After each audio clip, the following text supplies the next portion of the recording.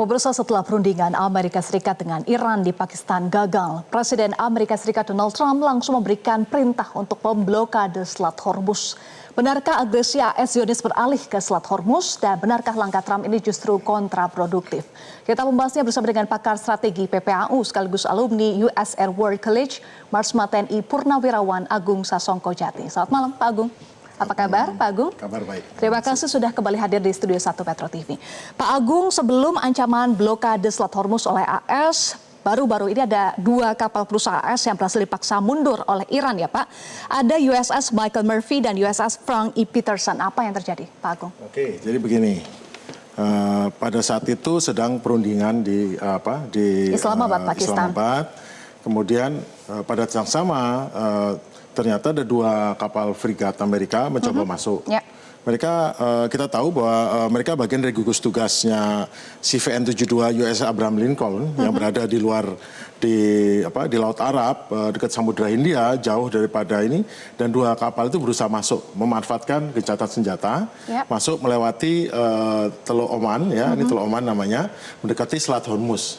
Namun pada saat masuk di sini mereka diperintahkan oleh kapal-kapal patroli cepatnya Iran yang pakai rudal itu untuk segera pergi. Pertama mereka menolak, tetapi setelah diancam bahwa dia akan ditembak dalam waktu 30 menit kalau dia tidak kembali, kapal-kapal itu kembali.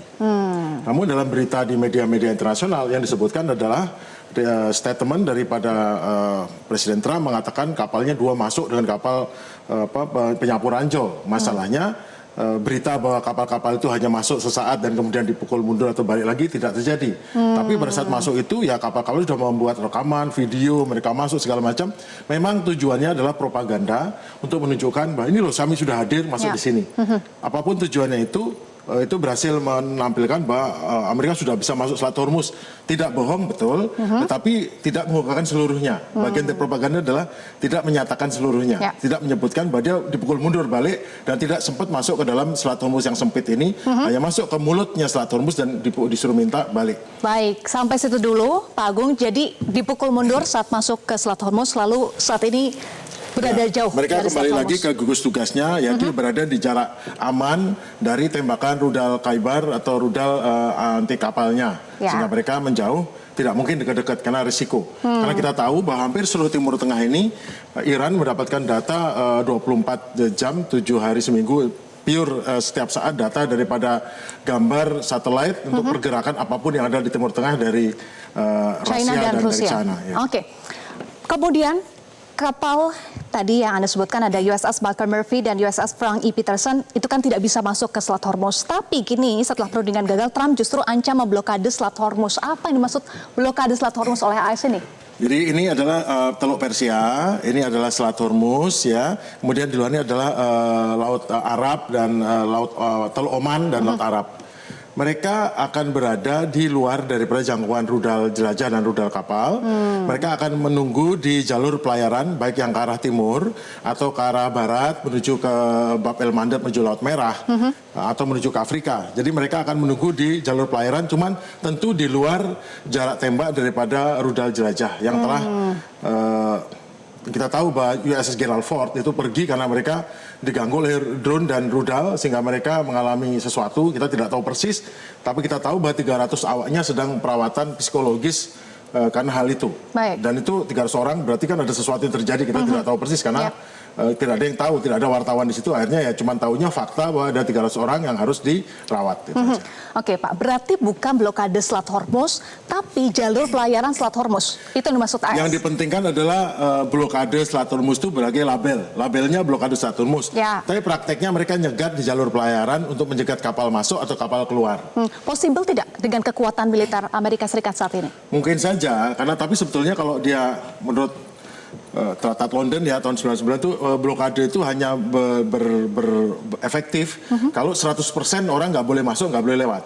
Cuman kalau gini kan sepertinya ada semacam pengecualian karena bunyi daripada ancaman itu adalah bagi kapal-kapal yang merapat di pelabuhan Iran atau akan merapat tidak boleh keluar. Tapi kalau yang merapatnya di pelabuhan lain ngisi minyak atau ngisi bahan bakar atau ngisi apapun di bukan pelabuhan Iran boleh. Jadi agak ngambang ya itu ancamannya itu sehingga saya jangan pikirkan bagaimana mereka menyetop kapal Cina yang lewat dikawal sama berani atau tidak, Pak? kapal perusak Cina, atau mereka mengawal kapal milik Perancis atau Jerman yang temannya sendiri, masa di stop?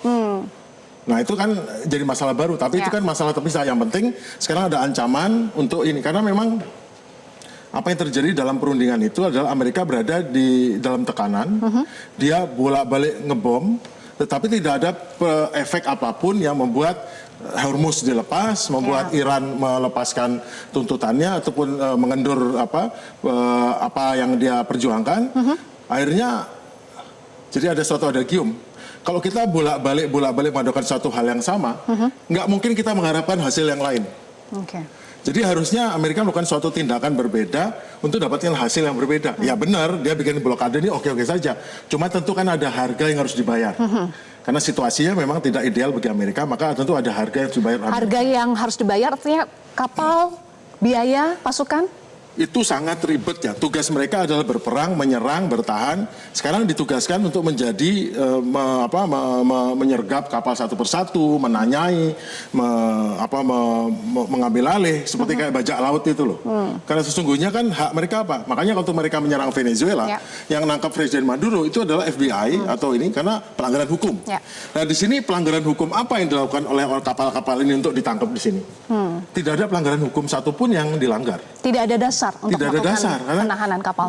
Jadi militer nyegatin kapal sipil dengan dasar apa? Berarti Amerika merusak tatanan yang dibuat oleh dia bertahun-tahun untuk membuat tidak mungkin bagi negara-negara ataupun perompak-perompak jahat di Somalia gitu untuk menyergap itu. Sekarang dia lakukan persis sama yang dilakukan oleh orang-orang Somalia yang menyergap kapal dan membajak kapal. Melanggar tatanan dan juga melanggar gencatan senjata artinya? Gencatan senjata otomatis bubar pada saat Amerika mengatakan blokade, karena blokade adalah act of war, tindakan pernyataan perang. Mungkin malah pengeboman selama ini di macam-macam ini tuh tidak ada pernyataan perangnya. Justru untuk blokade ini itu disebut pernyataan perang, dalam hukum perang seperti itu. Jadi pernyataan perang pertama itu baru blokade itu. Blokade jalur pelayaran di Selat Hormuz. Ya itu lebih tepatnya. Butuh berapa kapal, butuh berapa pasukan? Mungkin bukan jalur pelayaran Selat Hormuz, blokade jalur pelayaran di Laut Arab. Laut Arab, ya. Karena praktis mereka nggak bisa mendekat ke Selat Hormuz. Yang mengadakan blokade di Selat Hormuz malah Iran. Tapi blokade selektif dengan persyaratan.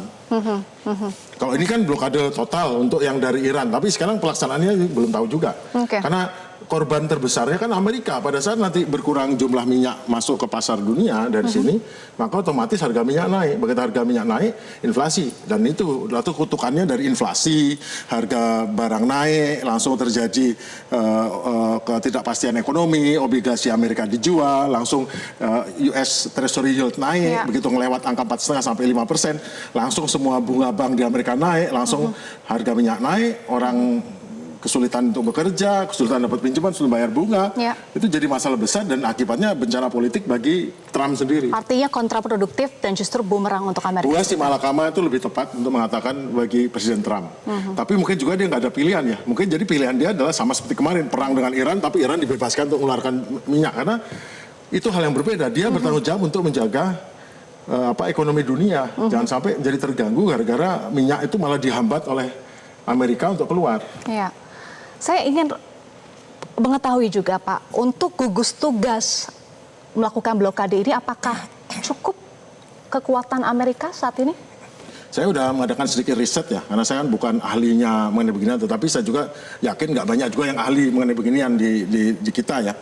Itu ternyata untuk buat blokade dengan seperti ini, apalagi di laut bebas di Laut Arab ini, maka mereka membutuhkan tiga gugus tugas kapal induk. 3 gugus tugas kapal induk. Dan itu sudah dilaksanakan bergantian, tidak mungkin terus-menerus sama sebulan 2 bulan, mereka harus bergantian, diganti-ganti, dan selama pergantian itu setiap kali bertugas menjaga jalur pelayaran ini minimal dikawal dengan 15 sampai 20 kapal frigate. Frigate kapal perusak untuk mengintercept dan mengawal kapal-kapal yang masuk atau keluar.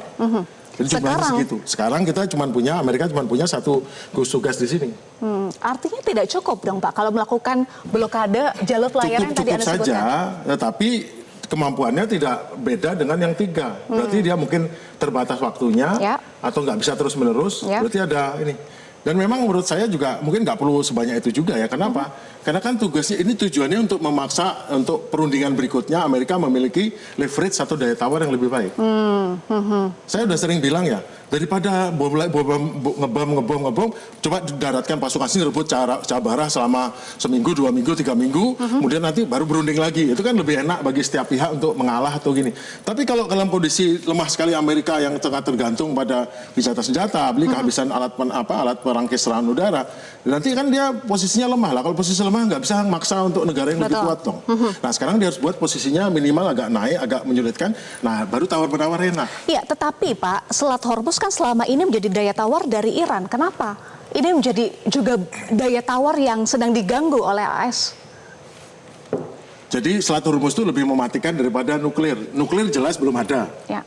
Jelas Iran sepakat untuk nuklir nggak dikembangkan atau hanya dikembangkan sampai 3,5%, itu udah oke. Tapi Hormuz ini adalah ternyata lebih efektif untuk karena apa? Karena ini lebih langsung mencekek atau di batang lehernya ekonomi Amerika langsung. Saklar ya Pak? Saklar ekonomi Amerika tuh di sini. Suka nggak suka itu faktanya. Dan sebagai seorang realis saya memastikan bahwa jangan nyerah, hal itu harus dipegang. Amerika pun jangan nyerah, tapi caranya ada. Dia dari awal udah salah. Ya. Tindakannya untuk menyerang ini adalah salah karena tidak sesuai dengan apa yang disarankan oleh jenderal-jenderal Amerika sendiri dan intelijen bahwa untuk menghadapi negara seperti Iran kita tidak bisa perlakukan dia sama dengan kayak negara kecil. Behaviornya harus lain. Malah lebih baik kita berteman dengan Iran, mungkin tidak bersahabat, tapi minimal juga tidak mengganggu sehingga akhirnya baik-baik saja. Jadi nggak bisa kita mengikuti kemauan Israel yang kecil sekali di situ itu yang ingin dianggap segede Iran kan nggak bisa. Baik.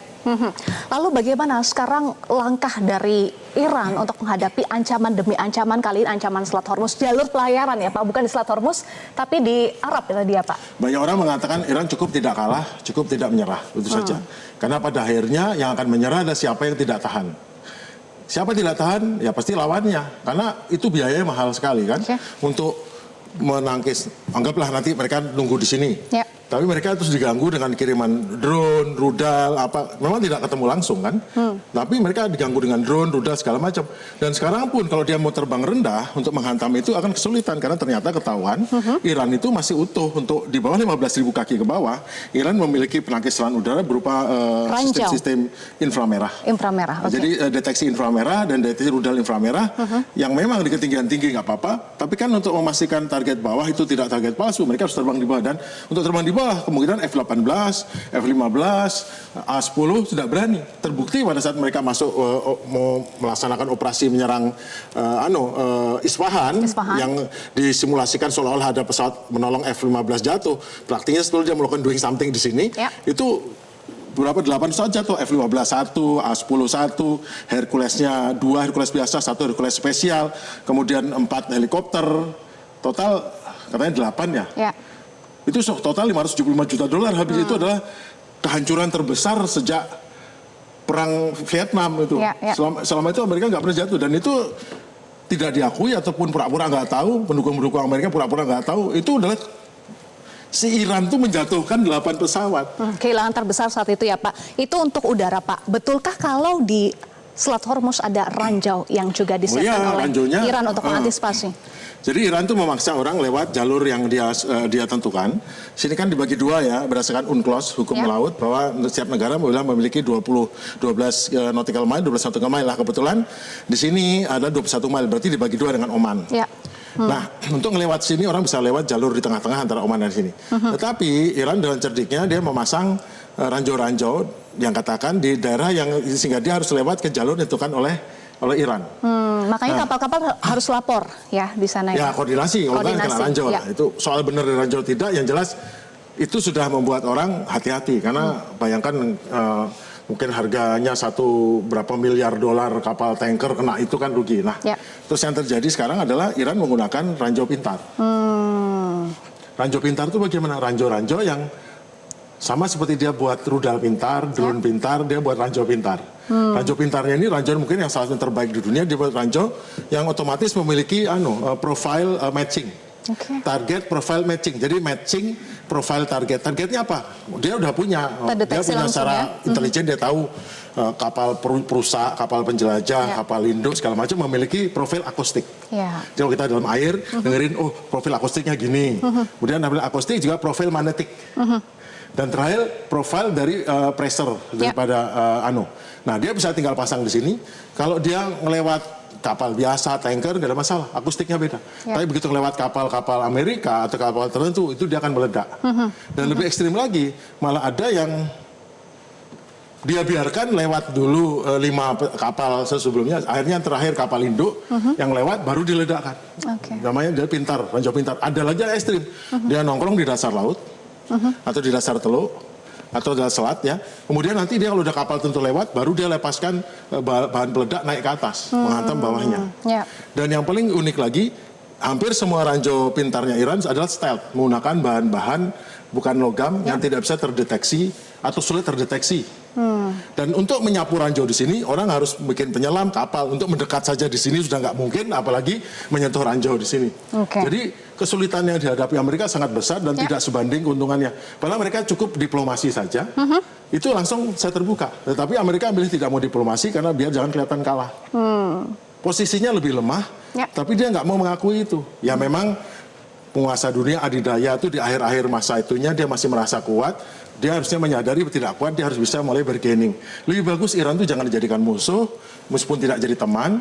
Dan saya nggak mungkin dia dendam juga kan, dia udah menerima kematian itu adalah bagian dari kehidupan, jadi nggak usah takut dengan ini. Tetapi masalahnya ada Israel yang sangat tidak menginginkan Amerika membuat hubungannya normal dengan Iran. Ya, betul. Dengan tadi blokade Selat Hormuz yang sangat tidak mudah sudah dijelaskan oleh Pak Agung, apakah dengan ancaman agresi AS di Selat Hormuz akan menuju krisis yang lebih rumit atau justru ini adalah akhir dari agresi? Amerika tidak menginginkan krisis yang berakibat kepada gangguan suplai energi, gas, suplai minyak, dan suplai bahan-bahan lainnya. Namun di sisi lain dia punya dilema juga bahwa untuk mengakui bahwa hegemoninya atau dominasinya di areal ini, maka dia perlu gimana caranya bersilat untuk bisa itu terjadi, tidak memalukan, dan itu bisa terlalu baik. Itu kesulitan dia. Makanya sekarang dia mencoba segala macam cara, segala macam ancaman untuk mendapatkan titik yang terbaik untuk dia bisa selesai ini. Trump tuh pingin ini segera selesai. Exit strategi. Ya, exit strategi. Karena tidak ada alasan melanjutkan ini kalau itu membawa keruntuhan bagi Partai Republik saat pemilu setelah nanti. Akibat dari resesi yang terjadi, gara-gara rangkaian dari mulai harga minyak naik sampai mengakhiri karirnya Republik. Mungkin Trump juga akhirnya karirnya selesai gara diimpeach atau dimaksulkan, kan itu bukan hal yang diinginkan. Jadi kita masih akan nanti apa exit strategi dari banyak orang Trump, menyangka urusan militer kok urusan ekonomi. Dunia itu pelajaran saya pelajaran Amerika ya, bahwa diajarkan bahwa setiap negara state berhadapan dengan negara atau non-state actor itu menggunakan 5 instrumen kekuatan nasional: diplomasi, informasi, militer, ekonomi. Setiap militer itu, apalagi dalam perang ini pasti militer yang mimpin ya, itu harus tahu bagaimana kapan menggunakan diplomasi, kapan menggunakan militer, menggunakan ekonomi, dan informasional untuk membuat lawan itu menjadi mengikuti kemauan kita. Tidak harus kita bunuh dia, tidak kita harus mencari dia, gimana caranya dia ikuti kita, dan tidak mungkin juga ngikutin kita terus kita tidak memberi dia sesuatu. Itu normal, nggak ada orang 0-100 nggak ada. Ya mungkin 60-40, 70-30. Nggak mungkin. Nah dalam kasus ini sayangnya Iran lebih tinggi. Nggak mungkin Iran dikasih 40, dia 60. Minimal Amerika 40, dia 60. Karena posisi Iran lebih kuat. Kuat bahwa dia yang megang Selat Hormuz, dan Selat Hormuz membuat naik harga minyak. Dia megang peranan. Untuk daya itu maka dia harusnya dalam perundingan itu dapat 60, dia 40. Atau 55, 45 gitu. Terakhir, apakah perundingan masih possible saat ini antara Amerika Serikat dan juga Iran? Karena apapun yang ancaman ini tujuannya ini adalah bentuk diplomasi. Jadi kan kalau Sweet bilang bahwa militer atau operasi perang itu adalah kelanjutan daripada politik atau kegiatan politik dalam bentuk lain. Berarti kita selang ini habis itu nanti ngomong lagi. Jadi untuk merubah suatu posisi. Jadi ini bentuk diplomasinya dengan militer, tapi nanti juga habis itu diplomasi dimulai lagi. Karena untuk apa berlanjut-lanjut bikin konflik semacam ini yang jelas sudah tidak berhasil, tidak sukses. Tapi masih ada Israel yang tidak ingin ada perundingan. Singkat saja ini terakhir Pak, cukup. Israel punya kepentingan juga.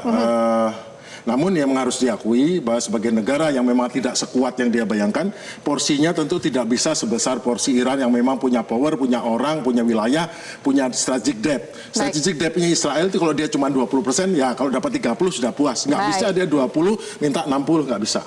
Itu kenyataan di dunia itu bahwa siapa yang memang kuat, memang dapat posisi kuat. Yang tidak kuat, tidak akan bisa lama-lama kuat, pasti dia tersingkir oleh yang kuat. Baik, terima kasih untuk ulasan Anda, Pak Agung, sudah bergabung bersama kami di Prime Time News. Jelajahi cara baru mendapatkan informasi. Download Metro TV Extend sekarang.